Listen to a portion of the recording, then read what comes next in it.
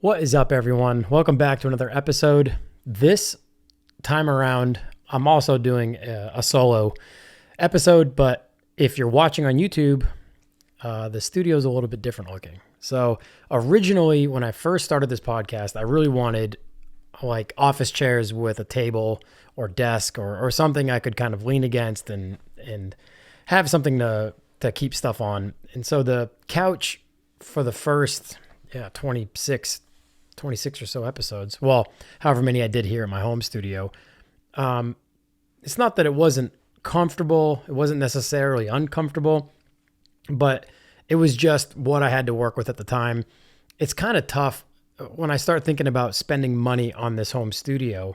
When it comes down to it, I live in the woods in New Hampshire, so there's not really going to be a lot of traffic of friends or people I'd like to have on the podcast coming through this area. So I knew when I started this podcast, it was going to be a mobile podcast that I was going to take on the road.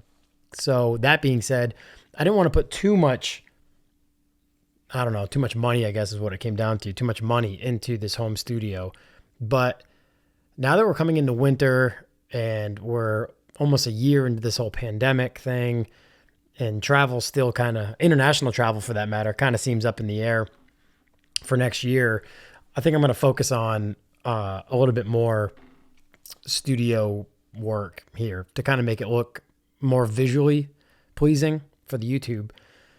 I'm happy with the audio quality. There's a lot more I want to do with gear to kind of up the audio quality. But if you're watching on YouTube, I'm now sitting at a table and I have my new sign up now that this is kind of under the Ludwig's Garage umbrella. Now that it's Ludwig's podcast, still trying to get a hang of the name.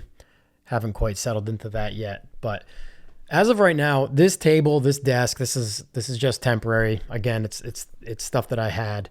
And actually, this table that I am sitting in front of right now, or sitting behind, whichever way you want to look at it, is the dinner table that I ate at when I was a kid. This table has been in this house since before I was born, which was in 1985. And the table made its way up to my parents' house, I think, at some point, because they built a house up the street in 2003 when I was a senior in high school. I was a senior from 2002 into 2003. And my dad had bought some property, about 5 acres of property right up the street, and was building a sub-level ranch with a 2-car attached garage with a breezeway. And it was built off the road, windy driveway to like a circular driveway with a farmer's porch out front. It's a really nice house right up the street here. So after we moved into that house when I was a senior in high school, he rented this house that I'm in now, the house I grew up in, out to a certain family. He had like maybe 2 or 3 families that rented this place out before I ultimately came back to Meredith. I had done a bunch of traveling when I was riding BMX. And even in 2009, I moved to Orlando, Florida. And although most of the winter months I spent in Southern California, I made an actual move to Orlando in 2009. At that point, I was riding for UGP, Underground Products. I was riding for Deco, which is Chad DeGroot's frame, handlebar, seats, forks, basically not really a component company, but a frame company. I was riding for Deco, and Chad's out of Orlando. UGP's out of Orlando. And I was still riding for Madera, which is run by Profile BMX, and they're over in St. Petersburg. So that was like an hour and a half from Orlando. So I made the move down there, and that only lasted about a year before I came home. And just too miserably hot in the summer. And the salary I was making with another sponsor dried up. And then I kind of realized I was at a crossroad in my life, and I either had to just get a random job down in Orlando, or I moved home and kind of reassessed everything there. Because I could tell that in 2009, I could kind of see the shelf life of riding BMX full time. And ultimately, 2010 was the last year I rode, quote unquote, professionally. And oddly enough, 2010 was when I was on Road Fools 18, which was a dream come true. I mean, most of you guys that ride or rode BMX know what Road Fools was. And without that being a complete bunny trail story, Road Fools was basically like an invite trip. And basically it was like an all-star crew. It was a BMX DVD zine, like a video magazine. And they had like a bi-monthly or quarterly, I can't remember, DVD that would come out, and it would have scene reports, it would have contest coverage, it would have rider bios. And every year, once a year, if I remember correctly, they did Road Fools. And that was basically like they put 12 of the best riders or 12 diverse riders on a Prevost pusher rig, basically a motor, like a house on wheels, and went to a certain part of the country or even the world and filmed a DVD. And so growing up, that was like a dream that I didn't even think would ever come to fruition, and it did, which was amazing. And grateful to have been a part of that history, because I'm pretty sure Road Fools 18 was the last one they did. So pretty humbled to have been able to be a part of that. But anyway, 2009, near the end of the summer 2009, I moved back here to Meredith, technically Center Harbor, New Hampshire, and this house was available, the house I grew up in. The family my parents had in here as tenants were moving out, and I moved in with two of my friends. And in 2012 is when I moved to Nashville, Tennessee. That as well only lasted about a year. I kind of moved there after a breakup. I went through a breakup and just kind of hastily moved to Nashville. I'd been there before. My sister was living there at the time. Just made a move just to get out, and it didn't feel like a home I wanted to work towards. So I ended up coming back here. My two roommates that were still in this house hadn't filled the third bedroom. So it was an easy enough move home. I was able to move home and move back into this house. And so catching up to speed till now, for the last 5 years now, I've been in the house alone. I've stepped up to the plate and paid the rent just to be here alone and didn't divide it up. I'd love, man, when I think back to when we had 3 people in this house and divvied it all up, I didn't know how good I had it. But that being said, this studio is in the master bedroom of the house. And I've spoke about this before. And if you follow me on Instagram, you've actually seen this room. But the other side of the camera is my recording and practice, like music space for my project, The Rising Sea. So that helps, having that amount of space. And I've been really, really struggling with the idea of moving. I'm pretty vocal about that on the podcast and on Instagram for that matter. I see different paths in front of me and I don't know which one to go down. And I don't like the 6 months of car storage because of the salt they put on the roads up here in New Hampshire.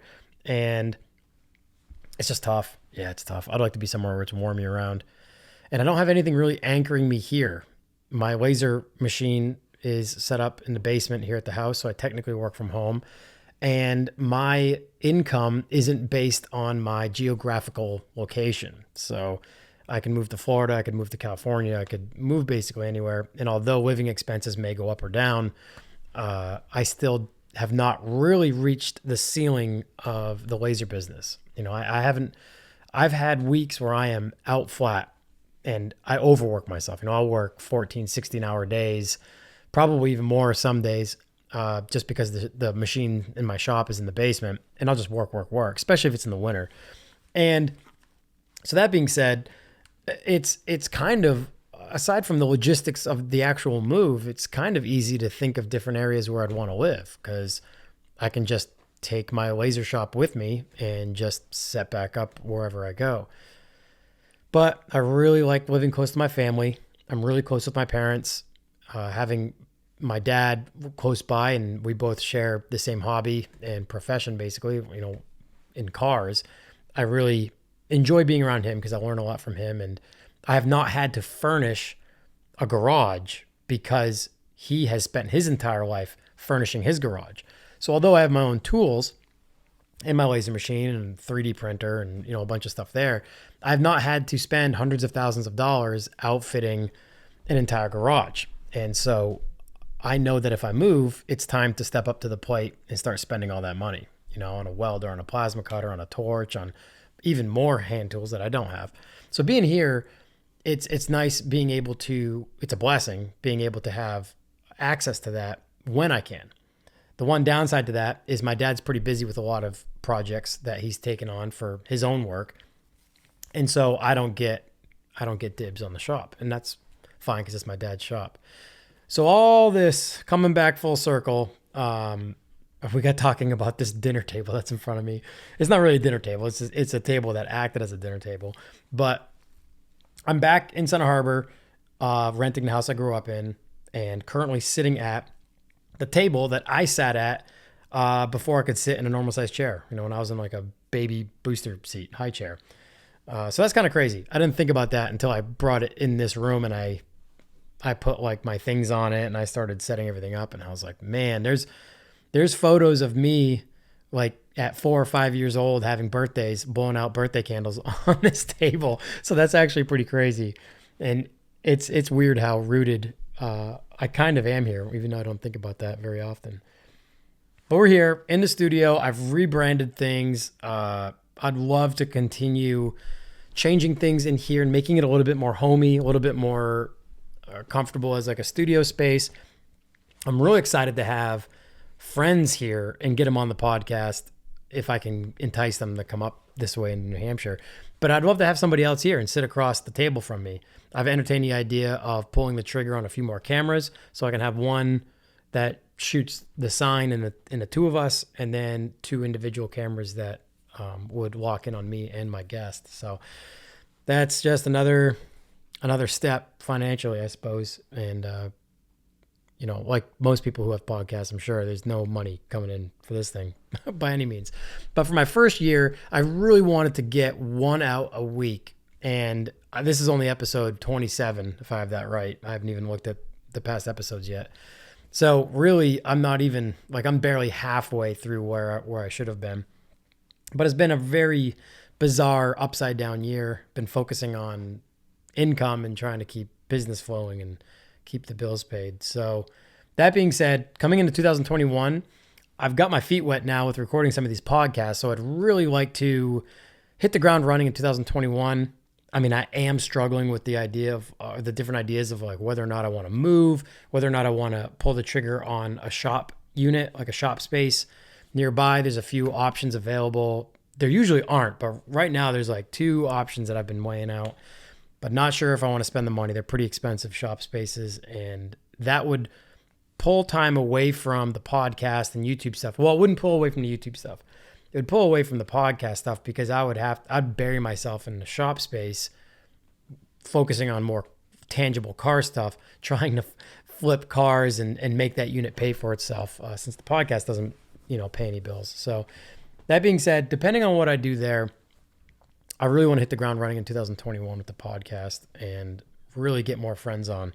I figured if there's going to be a lot of episodes where it's just me and I don't have guests or any friends on, I'm going to start cycling through like road trip stories, car project stories, and really just focus on an hour to 2 hours of just one story. So there's no regurgitation of past podcast episodes, which I'm sure there already is a tremendous amount of, just because when I sit here, when I do the solo ones, I honestly kind of wing it. The first one for sure, maybe the first couple, I like wrote a ton of notes out. I almost like rehearsed the podcast because I wanted to make sure I stayed on a certain rail and kind of kept the episode about one thing or a few related things.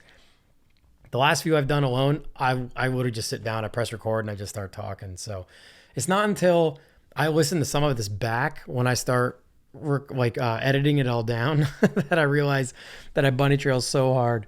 So again, and I say this every time I record one of these alone, all you guys that reach out and say you enjoy listening or even watching the podcast, it means so much to me. It really does, because half the time I literally have no idea what I'm doing.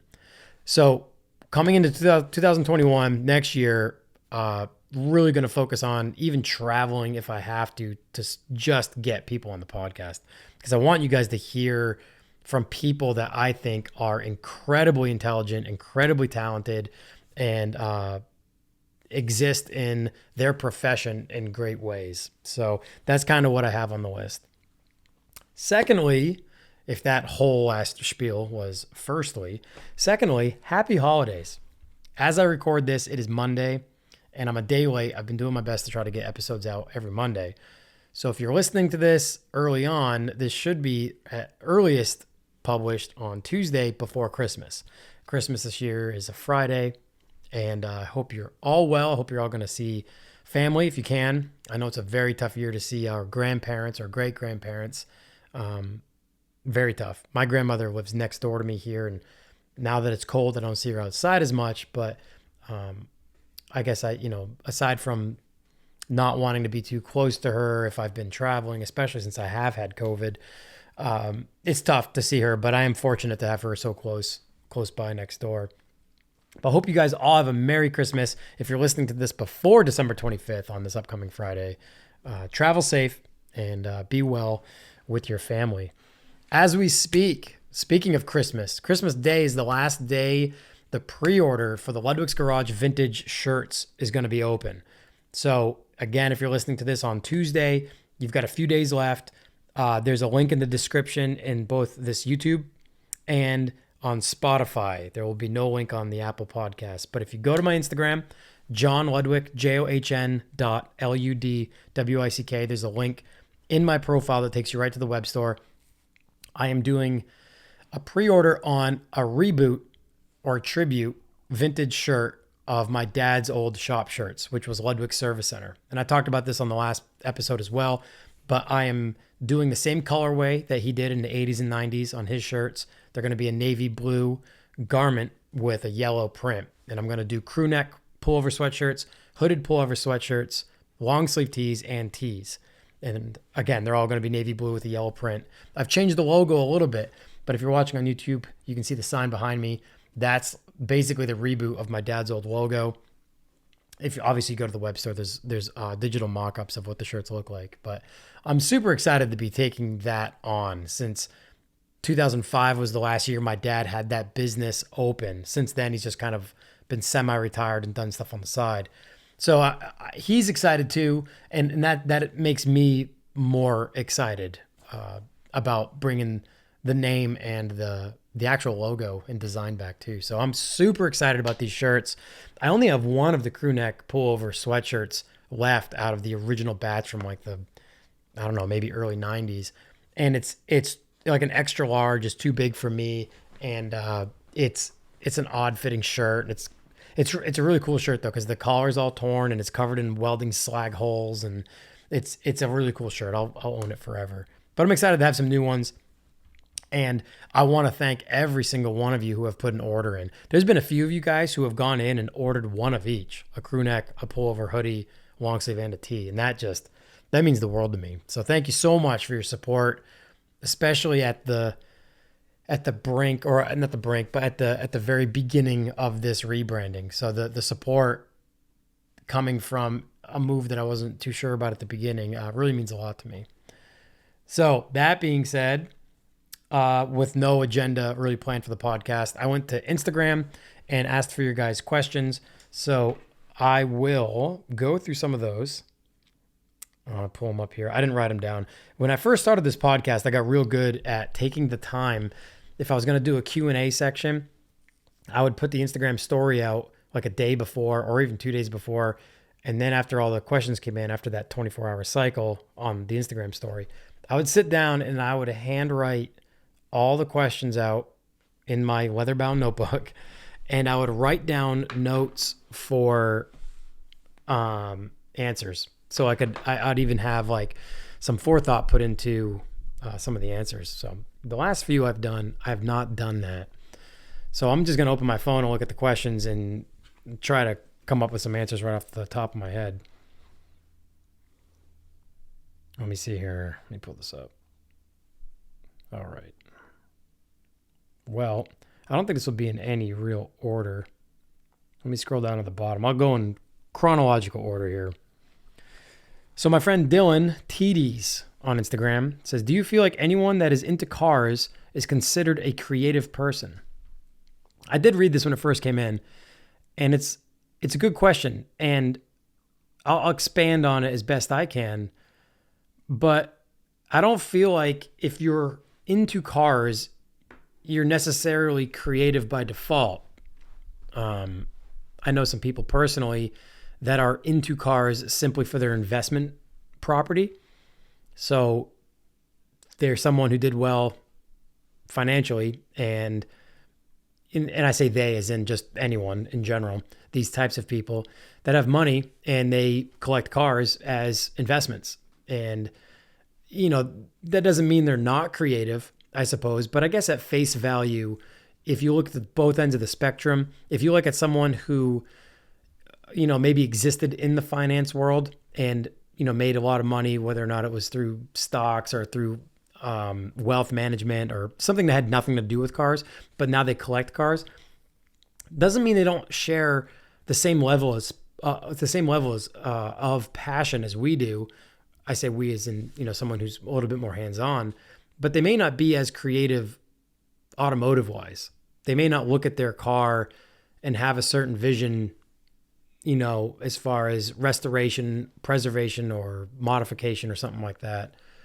And then I feel like there's people like Dylan and myself, and I'd say 99% of the people I know that are into cars are creative, for sure, because they may be graphic designers, they may be artisans in some other way, in some other profession that they exist in. And so, yeah, I think so. There is that small percentage of some people that are into cars that aren't necessarily creative, I suppose. So I don't think that's I don't know if that should be a broad statement, but I don't think it's too far off to assume that everyone that's into cars is creative. Let me see. Notch Jack from England, from the UK. He has an awesome notchback too, by the way. A really, really sweet notchback. He says, what are some of your favorite wheels and what are your dream wheel and car combinations? Oh man, I should have looked at this one a little sooner because there's a lot. I like vintage work equip wheels, like work equip 01s, small Japanese wheels. I like vintage small SSRs, like Mark IIs.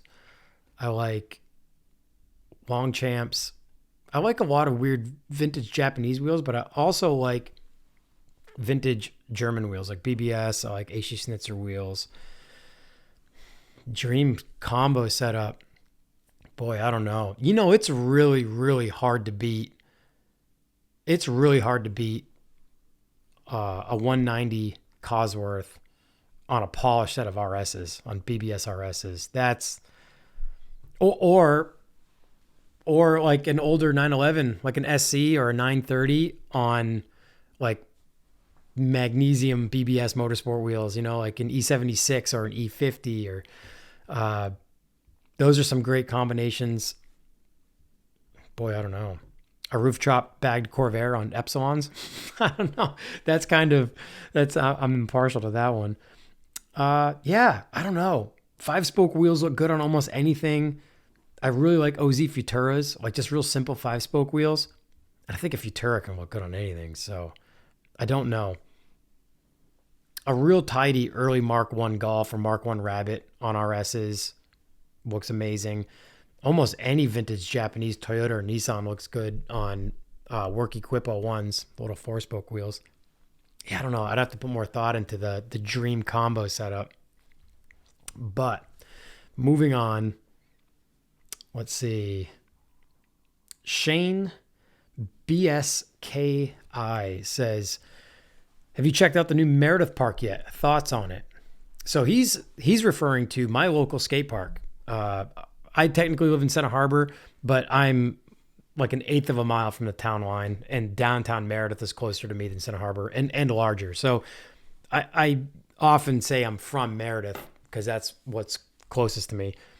And we had a really good wood skate park in town, but it wasn't managed well by the town. And it was a free public skate park, but they had a fence around it and they kept it closed unless there was a supervisor there or an attendant that made sure you wore helmets and made sure no troublemakers got in there or whatever. And back in 2002 and 2003, I actually worked as one of those supervisors But then once they found out I was riding while I was working and they told me I couldn't, I quit because there's no other reason for me to have that job. But it was one of the best skate parks in New Hampshire. I mean, it at the time we didn't have a lot of skate parks here in New Hampshire, but it was built by a guy out of Vermont that built wood skate parks, and he had built a few here in New Hampshire as well. And the park fell into a state of disrepair. The town never stopped taking care of it. It became a budget issue with having somebody there. So when they decided, well, we can't afford to pay someone to be there 10 a.m. to 10 p.m. Monday through Sunday, so we'll just have somebody there Monday through Sunday from like 3 p.m. to 8 p.m. And then it turned into, we don't want kids. I guess when they went to the 3 p.m., it was they didn't want kids skipping school to come skate. But the basketball courts are right next door too. So if a kid in school had NBA aspirations, he could quit school or play hooky and go shoot hoops. I mean, their logic that really didn't make any sense. I mean, that if a kid was going to skip school to go skateboard or ride his bike, that's between him, his parents, and the teacher. So it was run very poorly. The park fell into a state of disrepair, and then finally the town condemned it and they just tore it down altogether. And that was a bummer. So my friend Brendan Hart, who is one of 3 brothers who lived here in town, and I remember them when they were just 10, 12 years old at the skate park. They're probably 10 years younger than I am. And their father had passed away, and the skate park was named in memoriam to their father. And it wasn't until maybe 2 or 3 years ago, their mother died unexpectedly. I mean, she was a fit bill of health, mid-60s, I think, sweetheart of a woman, but very, very active, was always out running, was always out walking her dogs, seemed very fit, very healthy. So she died suddenly and unexpectedly. And Brendan, who now spends a lot of his time, he's the youngest of the 3 brothers. He spends most of his time in France now as a snowboard instructor. And he put together a fundraiser to fund and build a concrete skate park here in my town that, something that would stand the test of time, something that was going to be just open all the time, something that was free and you could just show up whenever. And they built it and they just finished it. They opened it on Thanksgiving Day this year. Oddly enough, I was on my cross-country trip when it opened. So by the time I got back, it was pretty cold. I was still suffering from COVID, so I didn't really feel like riding, nor did I, because I was locking myself in my house. But I did. I went down and checked it out on like a day that it was way too cold to ride, and assumed it was probably going to be too small and too tight for bikes. And I went down there a few days before we got this massive snowstorm, and it was too cold to ride, but there was nobody there, and I figured I'd pedal around. And it is, unfortunately, it's too small for bikes. It is. And to be honest, for me personally, being selfish about it, it's a mega bummer. Like, I was so bummed because the wood skate park that was there before was just so, so good. I mean, I learned every trick that I knew. Like, that was my proving grounds. That was actually my proving grounds. I rode there every day when I was, starting to ride more, and then ultimately started to get sponsored, and it was all due to that skate park. And it's literally like a mile down the street from my house. So it's a good park. It really is. And we're fortunate to have it. And so I don't want to sound like I'm not grateful for it, but it's tight. And I know they're going to add on to it. There's plans to add on as funding continues, but its current layout is just super, super tough. It's just a quick run back and forth. And if you get 4 or 5, if you get 4 kids in there that are like good skaters that, skate pretty quickly, it's packed. So you get 20 kids in there and it's not even worth being there. But if you're listening, you're from the Lakes region area, or you're from New England, and you just so happen to be up in this area, up in the Lakes region of New Hampshire, definitely check it out. Laconia next door just built a little concrete skate park too. They're super, super small, but again, fortunate to have them. I'm glad some of these towns are stepping up to the plate and realizing that these are good things to have in the community. So yes, but I think next summer I'll be down there plenty at like 6 or 7 in the morning before anyone else could potentially be there, and kind of, try to enjoy that park more than, the 20 minutes I spent there, 28 degree weather. So 28 degrees Fahrenheit, not warm at all. Let me see. Not Jack Black says, that's my buddy Gavin, said, thoughts about making more phone cases, loving the rebrand. Well, I really appreciate it, man. Thank you. The support means a lot. Phone cases. So I was laser engraving some Governor's Club phone cases back a few years ago, and I'd love to, but it's so hard to figure out what case everyone's going to want and for what phone. So I've always had an iPhone since 2009, that is. And so there's really only a couple size iPhones. You've got the plus sized iPhone, and then you've got the regular size iPhone, and then maybe, 2 generations behind still in circulation that some people may have. So it's been tough. I don't know what people have for Androids now. I don't pay attention to all that tech stuff. And I feel like the second I find a case, like a leather case or a wood case or something that has like an engravable back to it, I feel like once I finally find a case that yields good results with laser engraving, a new phone comes out and the old ones are irrelevant. So phone cases have been really hard to kind of stay on top of the market with. So now that the iPhone 12's out, I'd probably do a run of those. And believe it or not, actually, as we speak, if you're watching on YouTube, I have the iPhone 12 Pro Max. And this was the first iPhone I was actually on the pre-order list. I had an iPhone 10 before this, so I didn't get a chance to have the 11. So that made getting this phone that much more exciting. If you have a 12, they went back to the iPhone 4 design on this thing for sure, except for the crazy camera lenses on the back. So this phone has square edges, just like the iPhone 4 did. And I actually still have my iPhone 4. That's used as like my riding iPod. That's the one I stick in my pocket. I don't dare ride with, one of these big phones in my pocket. But this is the 12 Pro Max. It came out while I was on the cross-country trip. So although I was on the pre-order and it came into my local Verizon store the day it released, I had flown to Los Angeles the night prior. So I didn't get a chance to get it until 3 weeks later. But that being said, I've been back for 3 weeks now and I have not had a case on it. And if you know me, that is a very, very, very bad idea. Because I have, and I've posted photos of them on Instagram. I have a drawer here in the studio with every iPhone from the 2G, 3G, the 4, the 5, the 6, the 6S, all the way on through of my previous phones. And they don't even look like phones anymore. I mean, they are destroyed. I am notoriously bad on phones.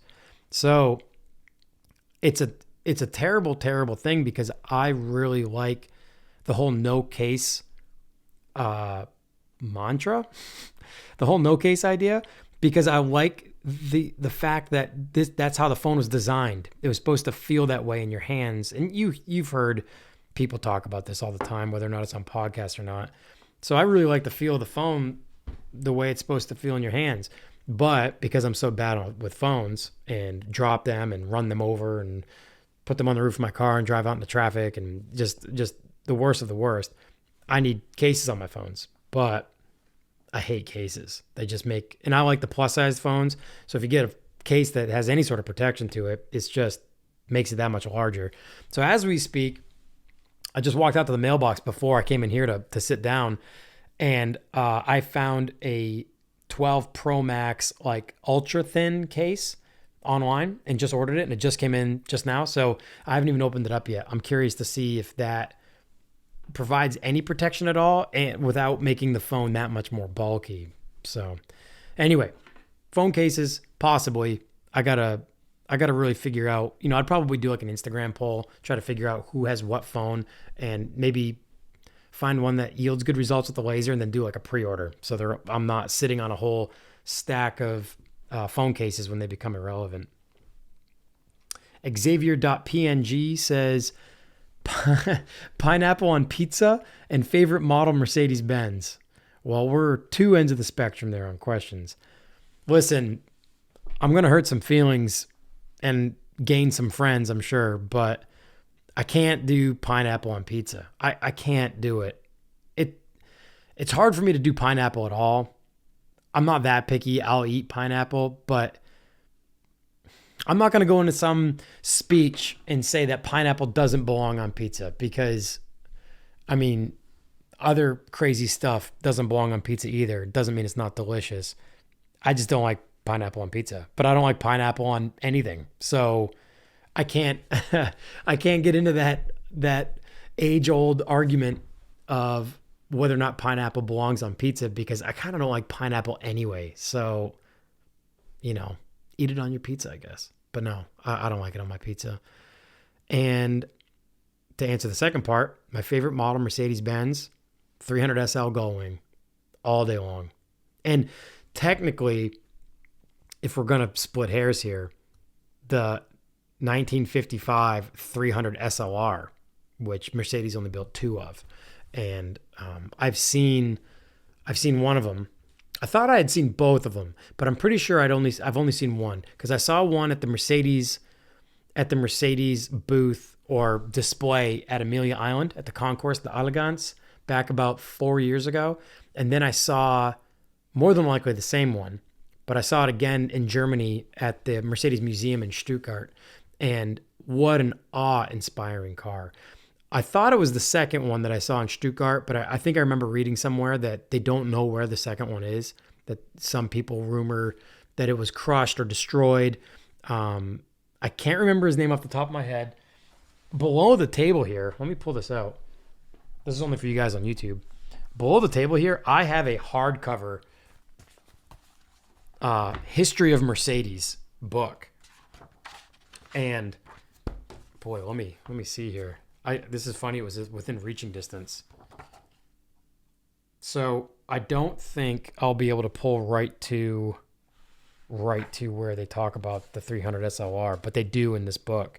And yeah, I'm pretty sure they allude to that they're not sure where the second one went. So the 2 times I saw one, it was more than likely the same one. But I mean, I've heard crazy stories that Mercedes has it insured for over $100 million, and it's the car that birthed the 300 SL, and it was just a race version of it. And they tell stories of, I can't remember his name, it's in the book, but the guy who designed the Gullwing altogether, drove that car to work in Stuttgart every day. And they say he went deaf driving it, that you could hear the thing coming from miles away. And having seen the car in person, it's insane. I mean, it's a straight out like headers right out the side of the car, right out the side of the door.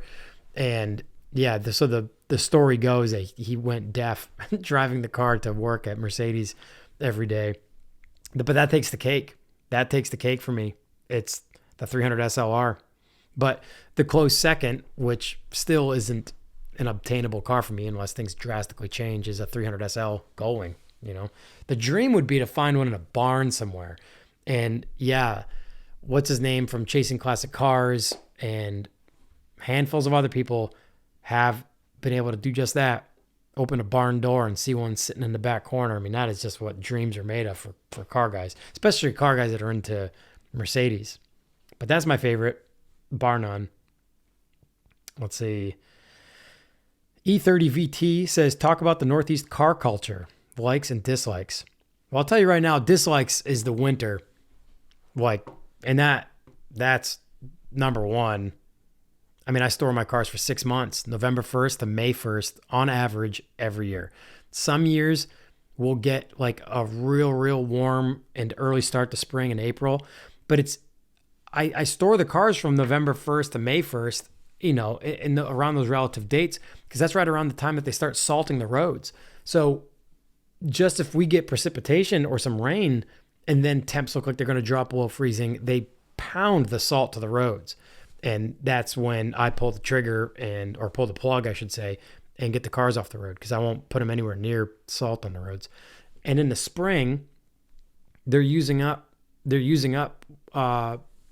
their salt bulk, basically what they have left in stock for salt, in order to get their budget for salt the next year. So in April, they're salting the roads even when it's not cold enough to really warrant it. They're just going through their old stock from the previous season. So that's my biggest dislike. What I like is proximity In the Northeast, there's a lot going on. It seems like in the spring, summer, and fall months, you can drive even 5 hours, but I mean, you could drive 2 or 3 hours from almost any state in the Northeast, and you're in a completely different area of the Northeast. So I like that. I like how small the states are and how close everything is. I really like the summer and fall. Summer and fall here is just unbelievable. That's another reason why I've stayed here.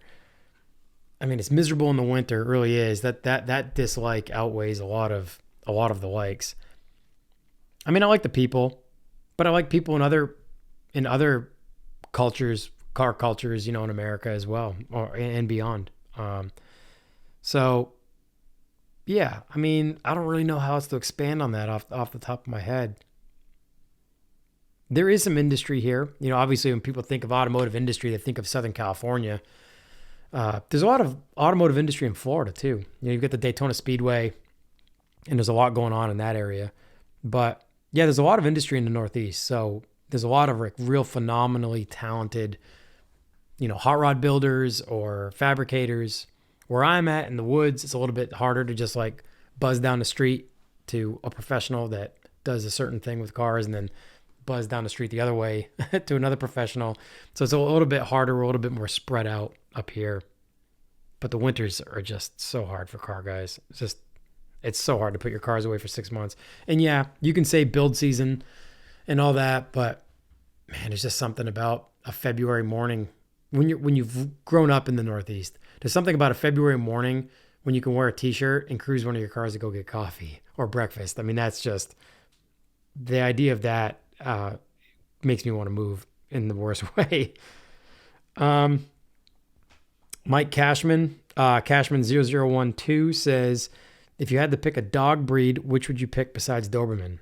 Yeah, Dobermans are my breed, man. They are my breed. So my family's always had Dobermans. We've had a few other breeds mixed in here and there, but we've always been a Doberman family. And so it's in my blood. I just absolutely adore Dobermans. But I love dogs in general. If I had to pick a dog other than a Doberman, I like pit bulls a lot, but I like natural eared pit bulls, natural tail. I'm not really too into that weird aesthetic where they like the heavy crop on the ears I like Dobermans with a traditional Doberman look. I like Dobermans with the dock tail and the cropped ears, but a natural Doberman is just as beautiful. So I like natural born pit bulls. I like deep chested dogs. I like deep chested dogs. I mean, Great Danes are awesome dogs too, but it's such a heartbreak to have a dog. Purebred Great Danes seem to suffer from issues, in their youth years in life. Dobermans do too, though. Like they can suffer from DCM and their stomachs can flip, and sometimes they have a lot of cardio issues or heart issues. But I'd say pit bull. My parents right now have been taking care of my sister's old dog, and she's like a brindle pit mix. She's smaller than a normal pit bull, but she's a beautiful dog. Short-haired dogs. Dark-haired, short-haired dogs. They don't shed like crazy. And I wear black all the time, so anything white is just a nightmare. Whenever I go down to Chattanooga and stay with Mason and Carly, they've got a white dog and a white cat. And when you wear all black, that is just a nightmare combination. But let me see here. Moving on. A good handful came in. I didn't think I went to Instagram here pretty late, just only a couple hours ago, but there's a handful in here. Let's see. Let me see. Michael Phelps 6 says, I live in Essex, Vermont, home of Wolfskart. How many years have you been to the event? So Anthony Fitzsimmons is a good friend of mine. That's who puts Wolfskart on. And I've been to every single one except 2012. 2012 was the only year. So 2010 was the first year. And I brought my Volkswagen. I brought my Volkswagen again in 2011. 2012, the weekend of Wolfskart, I was moving home from Nashville, Tennessee. I was actually on the road, or I just literally gotten home. And so I missed 2012. 2013, I brought my bagged 190, the 5-speed 190 I had. 2014, I brought my bagged 1960 Mercedes Fintail, and I brought the Corvair. So I brought those two cars. That year we had like a Governor's Club paddock, like Governor's Club, like display showcase area in one of the buildings. And 2015, boy, what did I bring 2015? I brought the Corvair again, I think. Yeah. Boy, I can't even remember. Yeah, I brought the Corvair again in 2015. 2016 was the crazy year. I brought the Corvair. I brought my Derby. I had my right-hand drive Volkswagen Polo Derby. I just finished the custom coilover build on, and so I brought the Corvair. I brought the Derby, and I trailered up my buddy Ross's Volkswagen K70, which was an NSU built car. It was NSU's last car that they designed and produced, actually, and never went to dealer lots with. Like, they basically like built these cars, if I remember this correctly. NSU basically designed their first like front engine, front wheel drive, water cooled car and manufactured them, and then went bankrupt or went out of business or whatever happened there. Volkswagen buys them out. All these K70s are sitting on like the docks basically, or at the plant. And so Volkswagen goes in and like puts Volkswagen emblems on it. And if I remember correctly, the K70 became Volkswagen's first front wheel drive car. It wasn't their first well, maybe it was the first front engined Volkswagen. Because the South American Gauls were 1 liter front engined air cooled cars. I might have the liter wrong. It might have been like a 900cc or a 1.1 or something. But the Gauls, and a Gaul 1, here's a quick little fun fact about my car ADD. One of my dream cars is a Gaul 1, like a front engine air cooled Volkswagen Gaul from Brazil. And that is still on one of the quiet lists. I don't talk about those cars much, but that's on the list for sure. But I brought Ross's K70 up, and not a lot of people have ever seen one. We never got them here in America. So there's only a few that are known to exist here in America. And so that was really cool. And Burlington, Vermont is like 2.5 hours from here. And I brought all those cars up the same morning. Like I left at like 4 a.m. or 3 a.m. for the first haul, came all the way back. So the before the weekend of the show. And Anthony was always the one who was like pulling my leg to bring more than one car up. And I don't like thinking about, or the thought of being that guy of having more than one car at a car show. It's just weird. But Anthony's always been like, hey, I want more diversity. We've got a lot of this type of car and a lot of this type of car in the building. You should bring your 1960 Mercedes and your 65 Corvair, because one's got nice paint, one's rusted and patinaed, one's roof chopped, they're both bagged, So in 2016, yeah, bringing the Polo Derby and the Corvair up was pretty fun. And you know what I brought up in 2015? Now that I'm thinking about it, I brought the Polo. I brought the Derby up. It was before I built the coilovers, and then I did different wheels. I did a different set of ATS Classics in 2016 with the custom coilover build. Yep, that's what that was. And then in 2017, I brought my E23, my Cypress Green right-hand drive Euro 5-speed E23, and that was one of my favorite cars I've ever owned. 2018, I brought the Lada up, the Russian Zhiguli that I had imported, and I've talked about that car a bunch on the podcast. If you follow me on Instagram, you've seen all these cars. But I brought the Lada in 2018. 2019, I brought my 1960 BMW 700 up. So when I look back on all the years I've been to Wolfskart and I think about the cars I brought, I realize each year, with the exception of the Corvair showing up a couple of years and the Derby showed up 2 years, they've all been cars out of left field. I mean, a Polo, and it was a Mark 1.5 Derby. So it was the one with the weird, like not really square headlights. And it had the Mark 1 Golf cluster and the plastic bumpers. Whereas like the Mark 1 Derby had the Polo instrument cluster, the single round headlights, and the metal bumpers. So the Mark 1.5 Derby was this weird facelift, like 2-year production car or 1.5-year production car or something like that. Then like obviously the 700, the Lada, the Russian car, all sorts of weird oddball stuff. But such is what I like in cars, I suppose.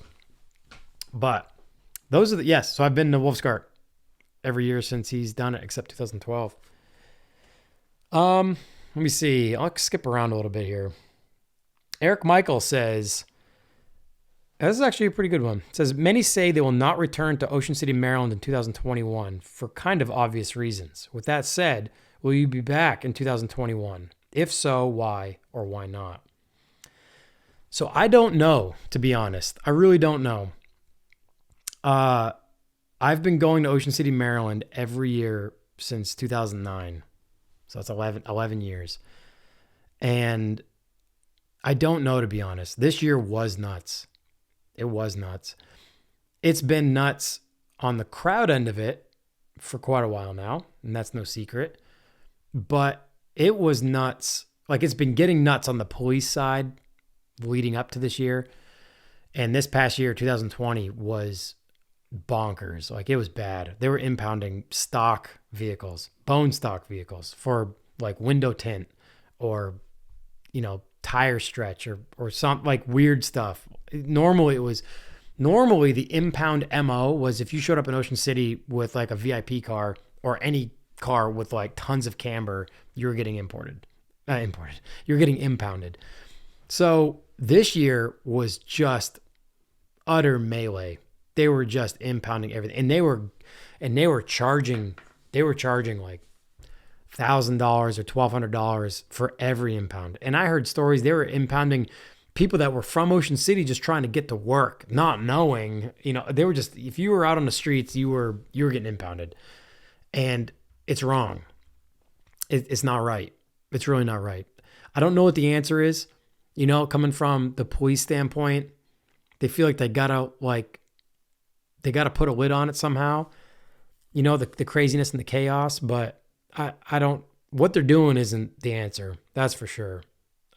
So I could just stand here or I could just sit here and just kind of sputter around in circles, I guess, about that. But I don't know what the answer is. And I honestly don't know if I'm going to go next year. And I never thought I'd ever say that because I haven't had any issues. I haven't had a car impounded. I had a truck and trailer impounded in 2012, but that was because of my condo association. They didn't think, they thought that the truck and trailer there weren't someone that was staying there, but it was, and it was a misunderstanding and it was a nightmare. But I haven't, I've gotten tickets here and there down there for like rolling a red light, but that was in my 1960 Mercedes. It was yellow. The officer said it was a standing red. And I said, well, it wasn't, but if it was, it would have been just as dangerous, if not more dangerous, for me to stomp on the brakes in this giant old, boat anchor of a car, with drum brakes all around. It kind of pulls the one way a little bit when you slam on the brakes real hard. And I told him, I'm like, I felt like this was a safe maneuver. And anyway, but I haven't had any issues with the cars, nor did I this past year with the Century. And the Century has basically black windows in the back, and I drove it pretty low, and it's got stretched tires. So it met most of the criteria that they were impounding cars for this year. Ride height, tinted windows, tire stretch. I mean, they could have just impounded it for anything, really. But I think I got lucky because it just looked, the car has so much presence that I think they were more or less just trying to figure out what it was, if anyone even went that far with it. I don't think it stood out to be some car that looked like it was impoundable or something. So I didn't come home from Ocean City this year with a bone to pick personally with Ocean City. So, I'm kind of unbiased as far as like whether or not I'll go again next year, but I don't know. I don't know if I will. It's too crazy. I love going down there. I love seeing you guys. I see a lot of people down there that I don't see anywhere else. And we do our Governors Club meet down there, and it's always a hit. We didn't do one this year because of COVID, but I still did the Ocean City Governors Club key rings which I've been doing every year for the last like 5 years now.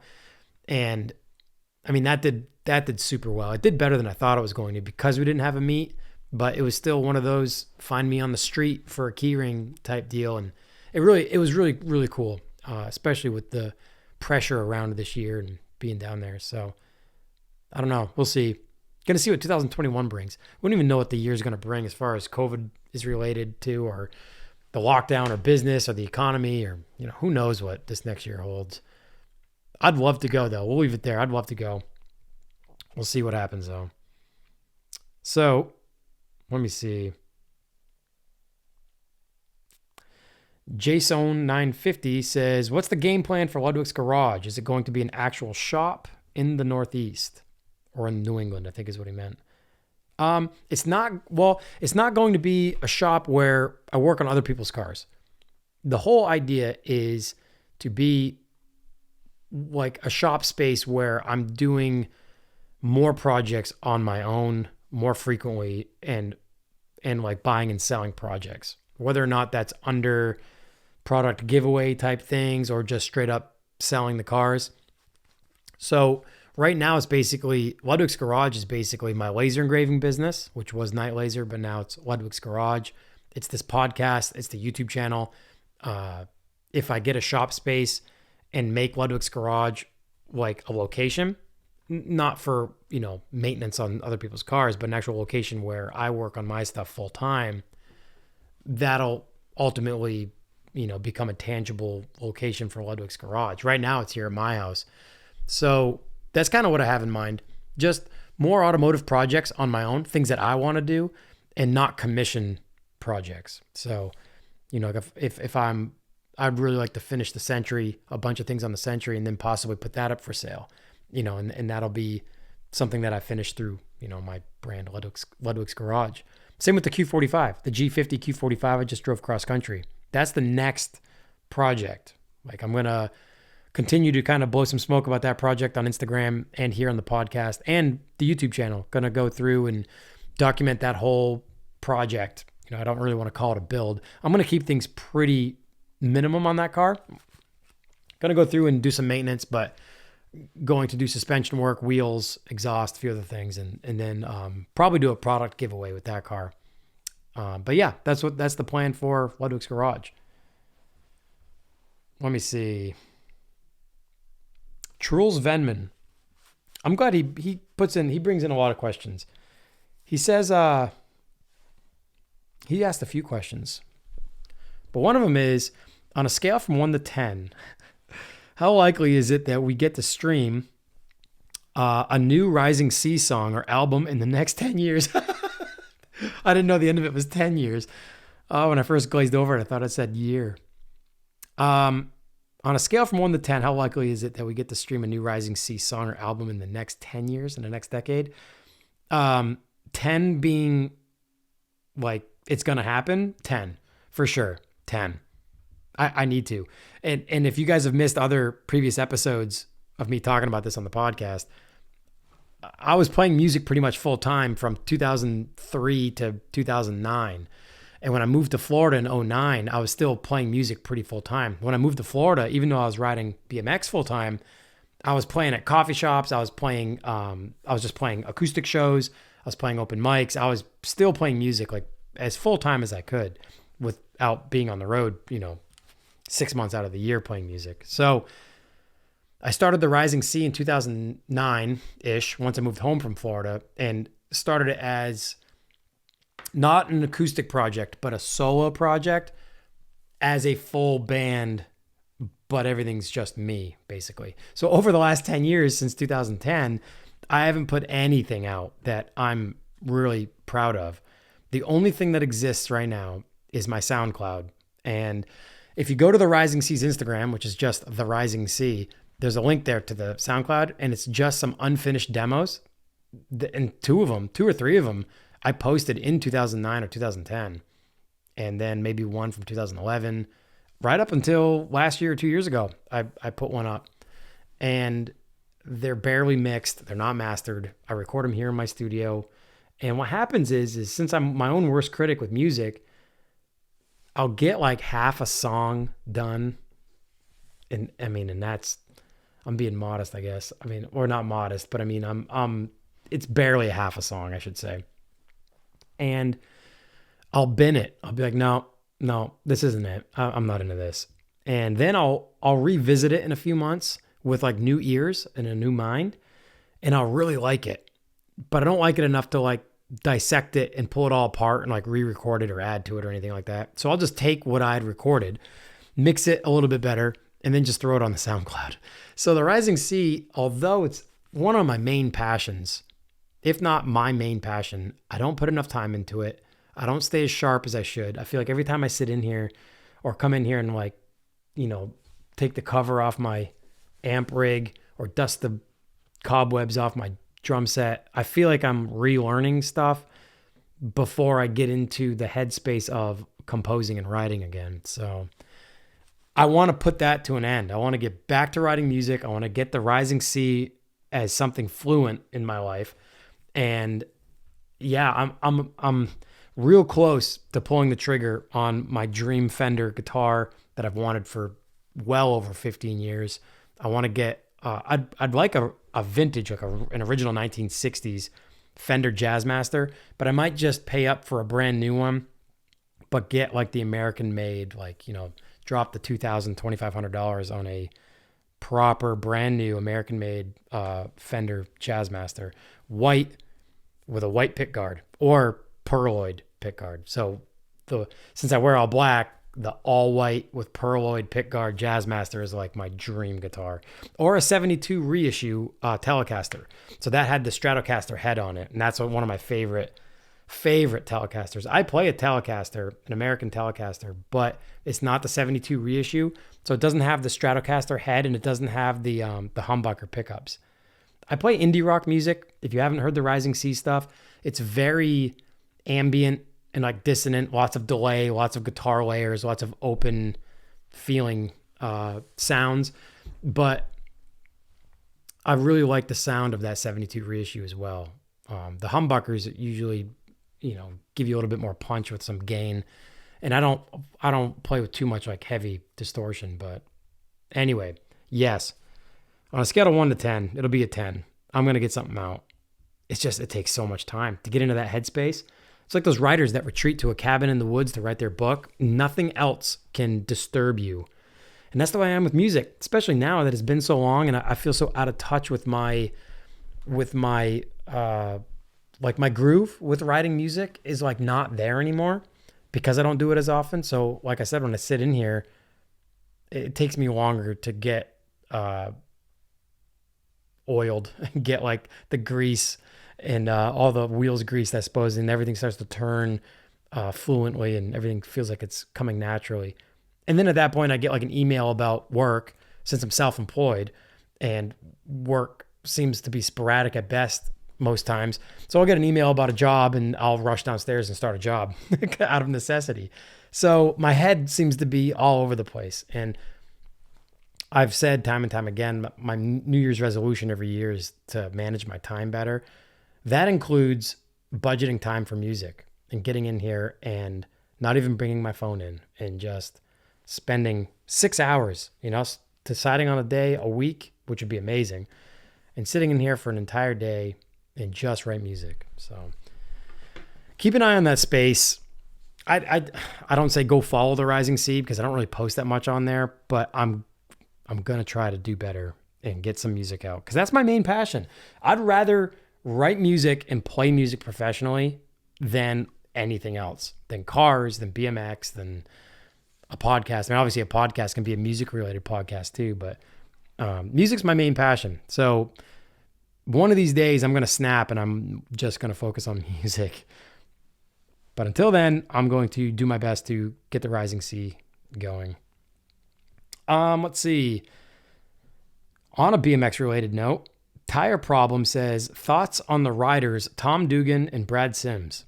All right. So I've got good stories about both those guys. So Brad Sims, I met Brad. If you don't ride BMX and you want to see some crazy riding, search Brad Sims. Brad is a beast on a BMX bike. Always has been. Not just in the last few years. He still is, but always has been.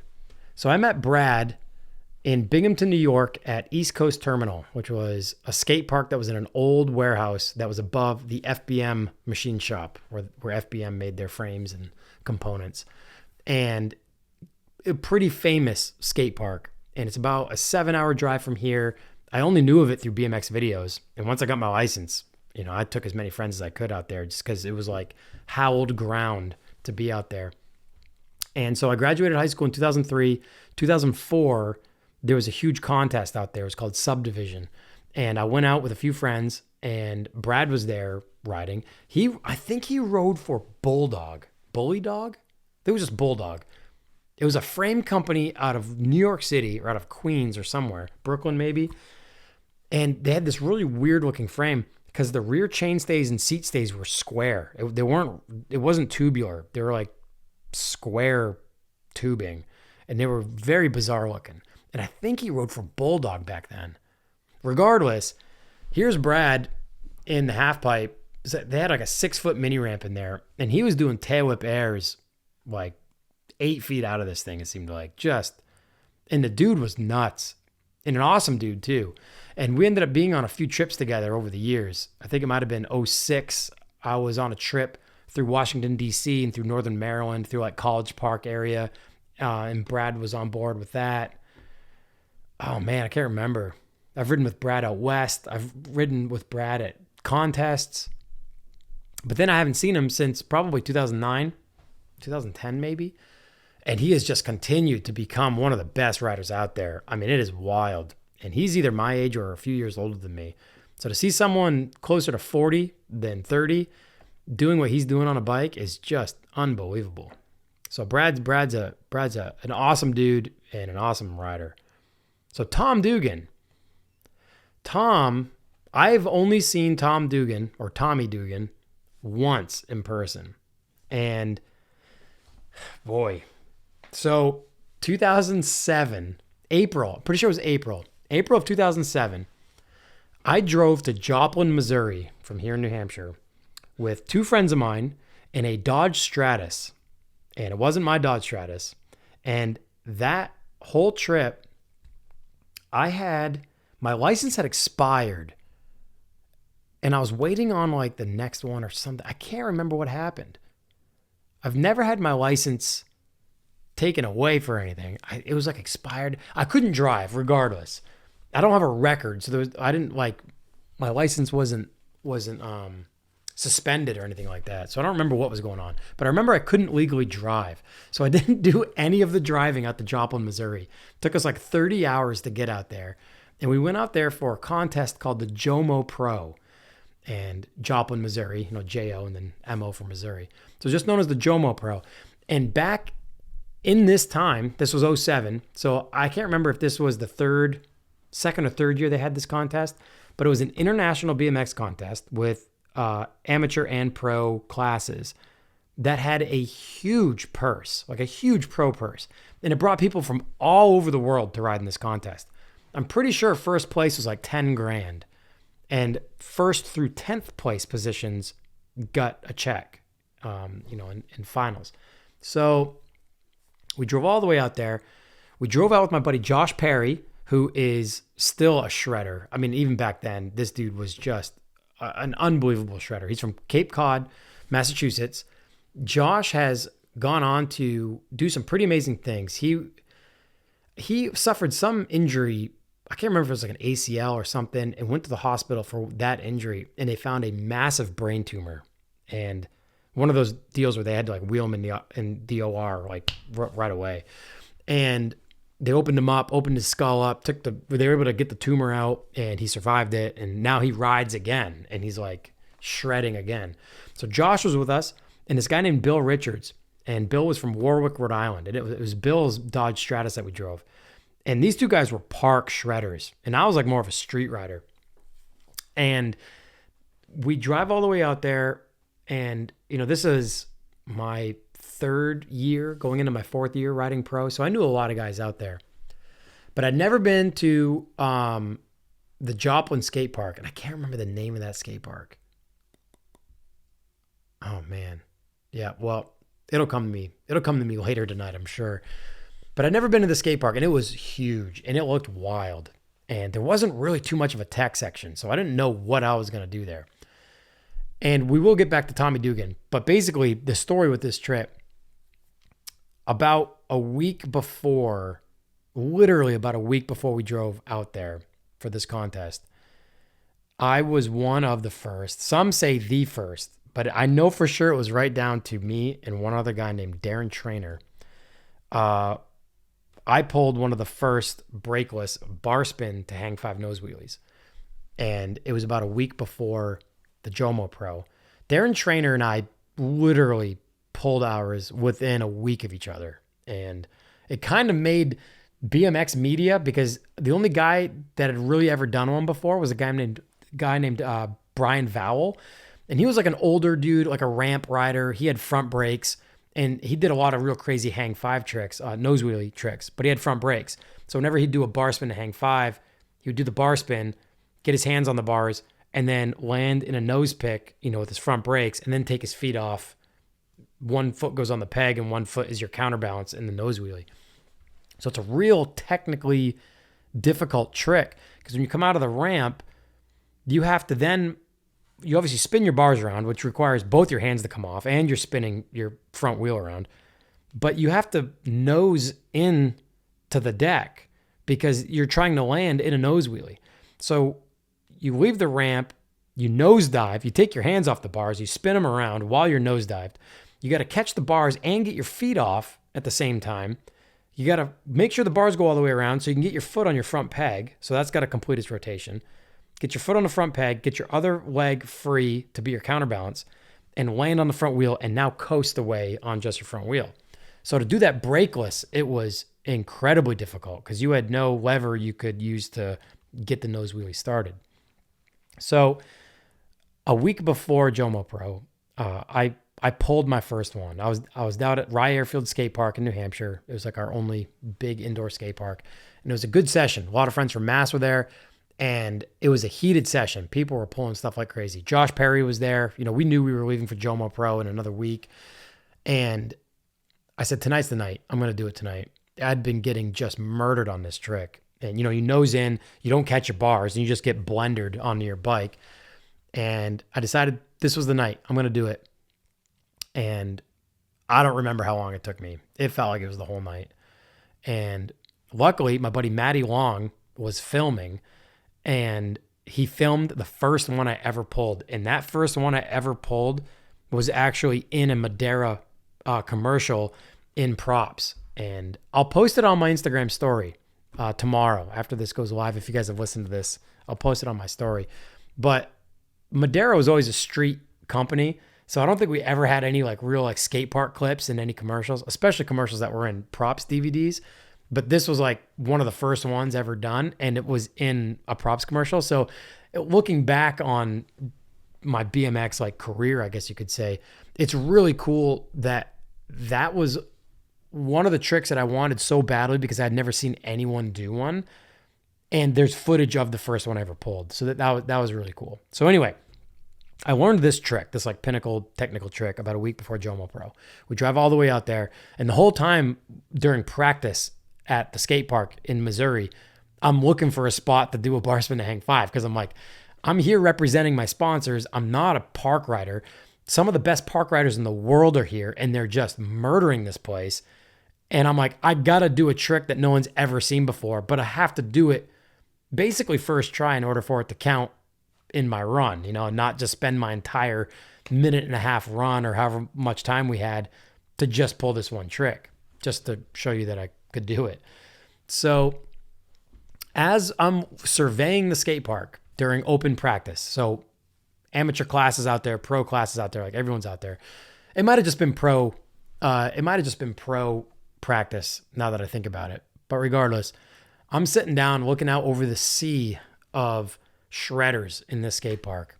And it's intimidating. They're all friends of mine for the most part, but it's they're just, dudes doing 360 double tail whips over, the 8-foot spine and just real crazy stuff.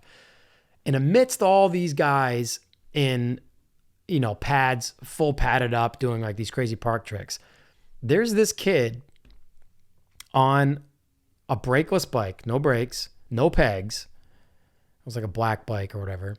And there's this scrawny little kid with no shirt on riding it with long hair. Actually, he didn't have long hair at the time. He has long hair now, or he has recently. But a scrawny little kid with no shirt on, and pardon my French, but wearing a helmet, a black helmet that said "eat shit" in white right across the whole helmet. You couldn't miss it. That's all the helmet said. And he was not doing any tricks, but he was riding at 100 miles an hour, and he was airing every quarter pipe to the moon. Like, you could not miss this kid. And I had no idea who it was. Like, and at that time, he was probably like 16 years old. I don't know. He looked like some little kid. And I remember we were all talking about him. I was like, who is that kid? Like, he's not doing any tricks. He doesn't even have a shirt on. And he's got a helmet that says "eat shit" on it. And he's airing every quarter pipe to the rafters. And I remember Morgan Wade was there. And I know this is all BMX talk right now. If you guys don't listen to BMX, we're coming back around. We're going to talk about cars before this is over. But Morgan Wade was like one of the best riders in BMX, especially in 2007. A video called Drop the Hammer had just come out, and he did some revolutionary tricks. He had done 2 consecutive full loops in like a street full pipe, and he was doing bike flips before anyone else was doing bike flips. Anyway, Morgan Wade was there, and there was like this 9-foot or 10-foot quarter pipe that he was claiming he was going to try to hit the rafters in the warehouse out of, or that was the word around the campfire at the skate park. And this kid that was ripping around doing no tricks, but at 100 miles an hour was airing out of that quarter pipe and disappearing up into the rafters. And we're just like, what? Who is this kid? Well, it turns out his name was Tommy Dugan. And from that point on, I heard his name in almost every corner of BMX, because that's when he became like that contest put him on the radar. And that's kind of where Tommy Dugan's name got set in stone in the BMX history, because that kid is just mental. And I almost feel like that was his breakout. Maybe in his local areas, he was a massive dude in the scene, but I'd never heard of him. I'd never seen anything about him. And so it was pretty cool to like show up in Joplin, Missouri, out in the middle of nowhere, and see this kid just shredding, and then go on to be, a highly renowned BMX rider. So that's what I think of Brad Sims and Tommy Dugan. Oh, and to finish that story. So at the Jomo Pro 2007, a bunch of my other tech friends were there, like Carl Pointer and a few other guys. I'd have to sit and think what some of the other like tech guys that were there. I remember being like really stressed out about putting a run together, because I'm like, I gotta like figure out how to get to that ramp, then that ramp, because I'm not riding the big box jumps or anything. So qualifying, man. So Garrett Reynolds was there. We were all staying in the same hotel room. It was like, no, Garrett wasn't at this one, I don't think. That was Metro Jam in Toronto. I'm getting my BMX memory all mixed up. Regardless, qualifying went pretty well. I want to say there was like 60 to 80 pros, maybe more. And yeah, I can't remember how many. It was well over 50, I think. And qualifying went surprisingly well. I pulled everything in my run. I don't think I tried a bar spin to hang 5. I don't remember when I did it.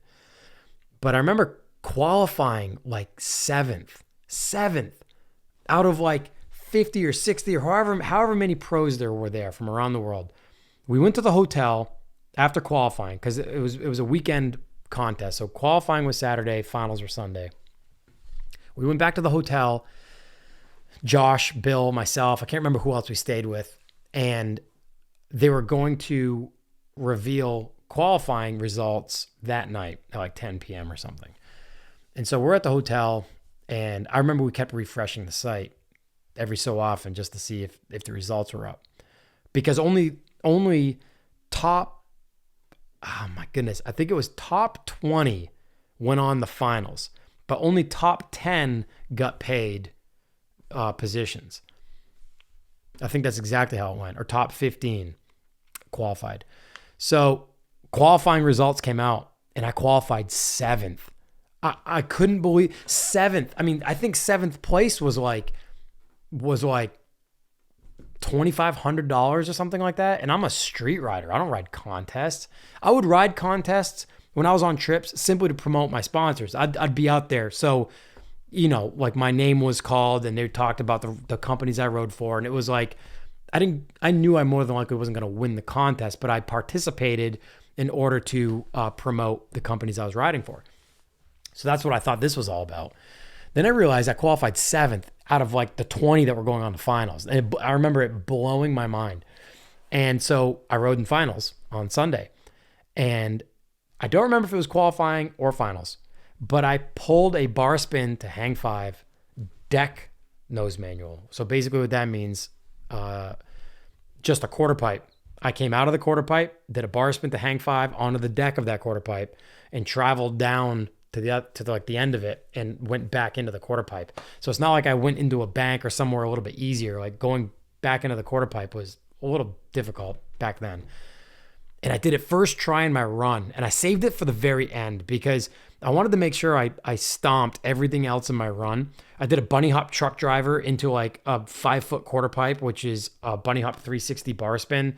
And back then bunny hop trucks were a pretty hot trick. I mean, they are now too, but I did a bunny hop truck into a quarter pipe. I did a few like bunny hop tail whip tricks and nose wheelies and bar spins and all that stuff, tech stuff. Bar spin to foot jams. I did a bar spin to foot jam on like that big quarter pipe. That was kind of a hot trick back then. And I remember saving the bar spin to hang five for the end of my run because I didn't want to waste time on it. And yeah, ended up getting it first try. I couldn't believe it. A week prior, I'd pulled the first one I'd ever pulled, and it took me hours. And I'd worked on that trick for months.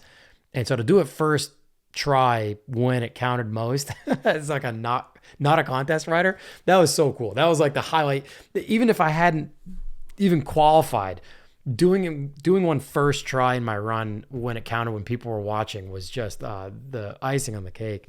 So at the end of the contest, I finished 10th place. 10th place. So it should be noted that Josh, Bill, and I all qualified. So the three of us ratty dudes that drove 30 hours out to Joplin, Missouri in a Dodge Stratus all qualified in pro at the Jomo Pro in 2007. And in finals, I think Bill finished like 13th or 14th, so he didn't finish top 10. But Josh finished 6th or 7th in finals. And I finished in 10th place. And to this day, it blows my mind when I think about it. 10th place, the last spot that got a check. And that check was for $500. And I couldn't believe it. A brakeless rider that didn't ride contests. And here they are handing me a check for $500. Probably just because I did a bar spin to hang five. But Josh, yes, finishing 6th or 7th. He got a few grand easily. And our buddy Zach Warden won that year. And I'm pretty sure he got a check for like, it might have even been way more than 10 grand. Cause I remember hearing that he bought a Volkswagen, like a brand new car with that check. So it might've been like $18,000 or $20,000. And that's why it brought people from all over the world out. But that trip is when I met Tommy Dugan. And it's one of my fondest memories of BMX just because it was such an awesome trip. And yeah, there was so much tied to it, as far as the contest itself and the trip itself. So let's see. A few more questions. Yeah, just a few more questions here. Let's see. Make H2OI great again says, do you put up a Christmas tree? I don't. Each year, and if you follow me on Instagram, you've seen this. Each year I bring in the Motorsport like split wheels, the 3-piece wheels that I have, and I build a wheel tree out of them, and I put Christmas lights all over it. And I live alone here, and I don't have a girlfriend, so there's really, if I was dating a girl that liked that cozy cabin Christmassy kind of feel, yeah, I'd go do the cutesy. Let's go cut a tree down. We'll take all the photos. I'll cut it down with an axe, and I'll wear flannel, and you can pretend like I'm your lumberjack dude or whatever, and then you can come over here and there's a Christmas tree in the living room. But I don't. My parents live up the street and they always put a tree up. So if I feel like feeling that Christmassy, I'll just swing up to their house. But I build the wheel tree every year. It's a little lackluster this year just because I've kept the Epsilons on the Corvair, and I only have 2 of the work VSX9s off the Century in there with a couple of the Kreger wheels, the Kreger SSs that I used to have on the Corvair.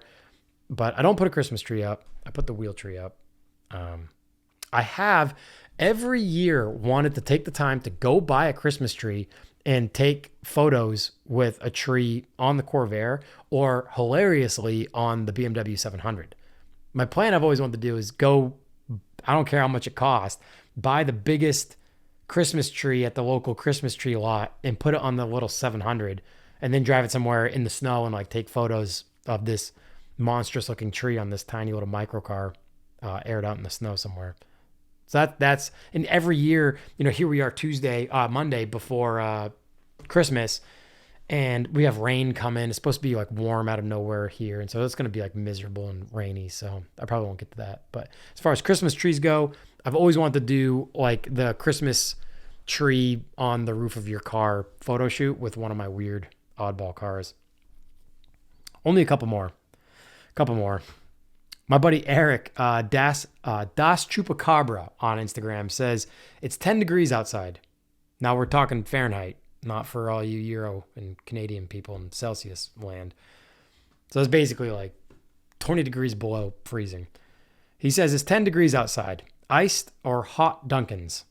Well, technically he said iced or hot dunks. Definitely hot. When it's 10 degrees, definitely hot. I've recently moved the iced coffees from the hot summer afternoons into cold weather as well. That's new for me. I usually only get iced coffees in the afternoon in the summer. That's it. I usually never get iced coffee or make iced coffee here at the house ever in the morning. Even if it's in the middle of the summer, it's always a hot coffee in the morning. Always. It feels like in the morning, I feel like it helps wake me up. I feel like that's the wake up. Caffeine doesn't do anything for me. So I feel like the fact that it's a hot beverage, like does it for me, like the wake up. So 10 degrees outside, definitely hot coffee. But I have been known to drink an iced coffee the last couple of years in the winter months. So yeah, definitely hot. And my taste is starting to come back now. And I haven't really given any public play-by-plays as far as like what my post-COVID experience has been. It's been about a month. Yeah, it's been a month this week since I started showing symptoms. So I'm like 3 weeks over being contagious, like no longer contagious and all that.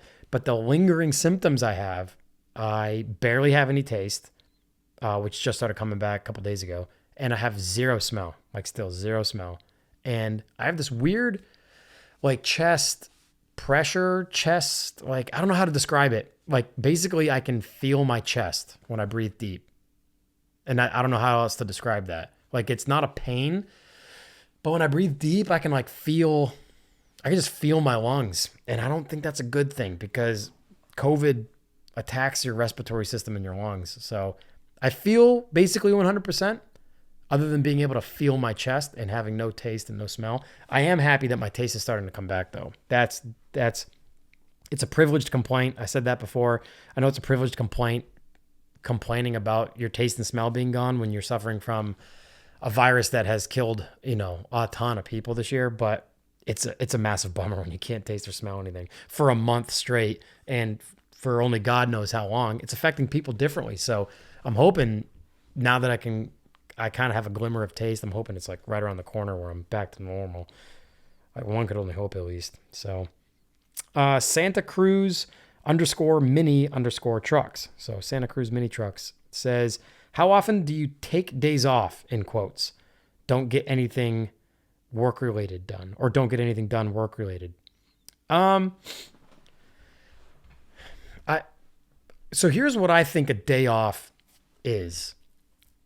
And this is all subjective, but I've been self-employed for 6 years now. The beginning of 2016. Yeah, was it 2016? Yeah. So 5 years. The beginning of 2016 is when I was laid off from my job And well, I guess it was the end of 2015. And I started the laser engraving business. I'd been laid off in the winters from my job for a few years leading up to that point, and would always float through the winters by buying and selling cars. And so, although it was like a manic rat race and it was super stressful because you never knew when your next paycheck was going to be, I was able to like make decent money through those winter months. But it wasn't until the beginning of 2016 that I stepped out and said, I'm going to do the laser engraving thing. And this is going to be my job, my income. And on top of whatever merchandise like products I might do with the Governor's Club, which isn't much, or cars projects I might buy and sell.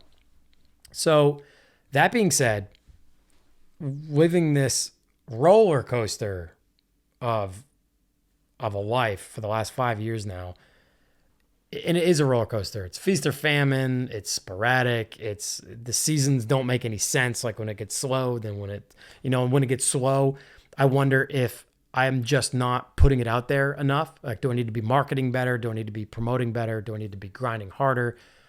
And it's this weird double-edged sword where when it slows down, when the laser work itself slows down, or I'm not buried downstairs in the laser shop, I emerge from the shop when it slows down to work on my automotive projects, to work on this podcast, to work on the YouTube stuff. All that stuff takes so much time. My music, obviously the podcast, the YouTube stuff, all being involved with the automotive stuff.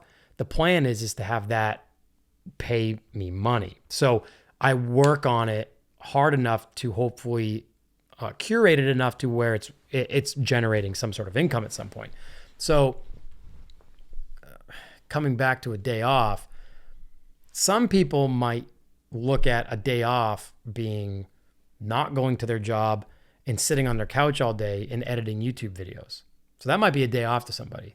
To me, I don't want to do that. Like I don't receive any sort of like therapy sitting on the couch editing YouTube videos. I do it because I've decided that I want that to be a business tool with everything else that I'm doing, the traveling, the automotive stuff, the cars. So when I'm filming, especially when I'm trying to get something done in the shop, when I'm trying to film a YouTube episode of something I'm doing, it's super stressful because it takes me 4 times longer to get whatever that is done because I'm trying to film it and talk about it and do all that stuff. So talking about a day off, and that's why this is definitely subjective, but a day off to me is like doing none of that and sitting on the couch and watching movies because I'm a huge movie nerd. And I feel like since I started working for myself 5 years ago, I haven't been able to enjoy being a movie nerd. You know, like I've obviously gone and seen my favorite films or what ultimately become my favorite films when they come out in theaters. You know, I'll go to the movies or something. But, you know, when you come home from your 9 to 5 or 7 to 5 or 6 to 6 or whatever that might be, and now you don't have to work, you can do whatever you want. You can sit down and just veg out and rot and watch movies. That I miss that because I feel now like my mind never stops. And this isn't an isolated thing. I know I'm not the only one going through this. Anyone listening to this that has stepped out to start their own business or be self-employed or do their own thing, they know that nothing comes to them unless they're going after it. So even if not physically in that moment, I'm mentally always trying to figure out what the next step is. What could I be doing more? What could I be doing right? What am I doing wrong? What decisions should I be making? What investments should I be? What leaps of faith should I be entertaining or making? So I mean, the wording on the question, how often do you take days off? I'd call them partial days off. Like if I wake up in the morning and I decided like, I'm going to go for a drive today, if it's like in the summer, I'll have errands to run, but I'll like take the Corvair. Like if I take the Corvair to go get a coffee and then run my errands, I look at that as like my day off. Like that's like therapy, you know? So if I'm not necessarily buried downstairs running my laser machine, hands-on, making merchandise for somebody, I feel like it's all work. Everything else I would be doing other than that is still work. I don't hate it. I don't, like I said, I don't necessarily like the YouTube, like enjoy, like, it's not like I can't wait to do the YouTube stuff or edit videos. But it doesn't stress me out. So I don't know how to answer that question, to be honest. It's a loaded question for me, for sure. The last cross country trip I just did with the Q45, those were days off, but we were filming. I was trying to edit and upload YouTube videos along the way. I don't have to do any of that stuff. And, I just started a YouTube channel a couple of years ago. So that is definitely not paying me any money. So it's not like I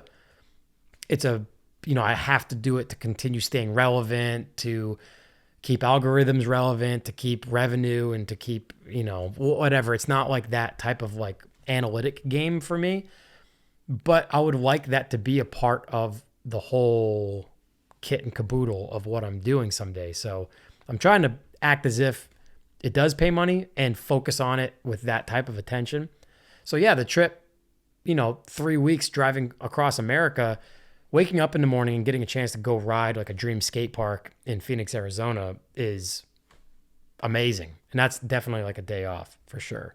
But I'm trying to make it work. I'm trying to focus on it as if it was work. So my headspace is weird though. It really is weird.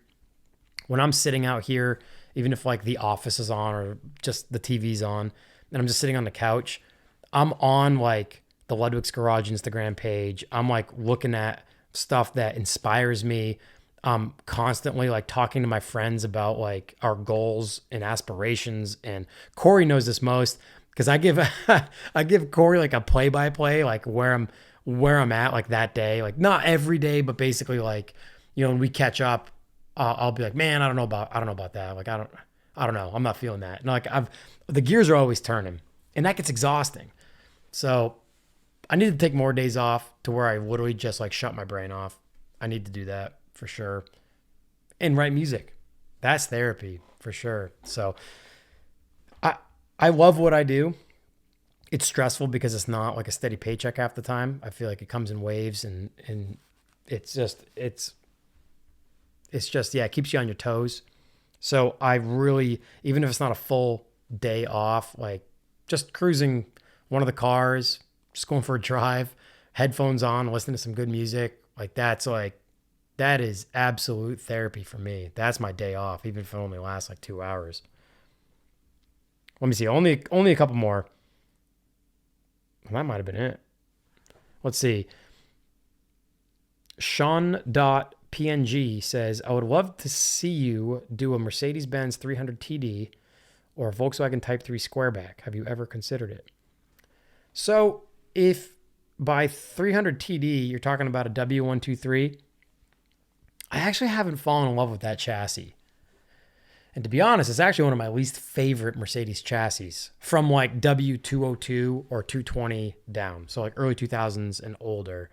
W123 is actually like my least favorite gen platform. And I think it's because they're in that weird nebulous or they're in that weird purgatory phase right now where they're not like highly collectible vintage Mercedes. And they're not like 80s and 90s like retro yet. I don't, it's weird. They're here in the Northeast, every W123 Mercedes you see has been daily driven in the Northeast since it was new. So it is a clapped out rot box and they look awful. So I love W123 estates, the wagons. I love the wagons. I really do. And I like the coupes. I like the two doors. The sedans don't really do too much for me. I like a sorted out one. Like I like one that's either kind of like track inspired, meaty tires, hugged down to the road a little bit, or bagged on cool wheels. Like I like that no matter what. But I don't like them enough to where I've wanted to put other cars I want on hold to go search for one. But as far as the squareback goes, I kind of feel the same way about squarebacks. I like the weird oddball stuff. I'd rather a Type 4. I'd rather like a 412, like the weird like four-door wagon. It was like the successor to the squareback, like the Type 4 squareback basically, with like the pancake motor in the back. I mean, the squarebacks had a pancake motor too, but I've thought about both those cars, but I've passed on both those cars. I feel like other people have done what I would do to them, and I'd get a chance to like look at their car because I know I'd finish them and then just be like, oh, I don't like it anymore. I want to sell it. So I would like, as far as air-cooled Volkswagens go, returning to the Gull one. That's one of the main air-cooled Volkswagens I want, or a Type 4. I really want a Type 4. And I know most air-cooled Volkswagen guys are like, oh, what are you thinking, a Type 4? But I like them because they're the weird black sheep. And I mean, for goodness sake, I mean, I've got a Beetle Pan body dropped BMW 700. I mean, that's one of the ugliest cars ever made. Let's see. That's it. I skipped over a few. Uh, I covered most of them. I appreciate you guys asking these questions. I really do. This has always been pretty fun because I know sometimes I regurgitate some of these questions. Some people ask like pretty similar questions as they come across. Michael Phelps 6 also asked, how did you come up with the Governor's Club? And I've talked about that in past podcast episodes, but I think I'm going to save that for a more long-winded episode coming up here pretty soon. So I'll be able to break that down and kind of dissect like where it all started and where it's at now. So stay tuned for that one. We did it though. We did an hour and a half alone. I feel like, man, I don't know if it's the table and like the new energy in here or not, but I feel like this was way easier than the last few solo ones I've done. Having questions helps too, because it allows me to get onto a certain train of thought and get thinking about stuff and tell stories. And I don't have to like stare at the wall and think about what I want to say. But yeah, that'll do it, guys. Hey, I'm excited about 2021. I know it's going to be a difficult year, such as 2020 was a difficult year. But I'm looking forward to it because I know most of you guys are go-getters. I know a lot of you that may even be stuck in a job that you don't want to be stuck in. Understand that it's a step, it's a footstep. It's just one of the stairs that you're climbing through life right now, and that there is a light at the end of the tunnel, you know? And so with the weight of this year, with the weight of maybe your mundane job that you're trying to get out of, even if that's right down to the mundane relationship that you're trying to get out of, you know, there's a light at the end of the tunnel. And yeah, sometimes you don't have to reach too deep to get out of that either and to step out into the light. So yeah, take that leap of faith. Take the plunge and make the leap of faith. You know,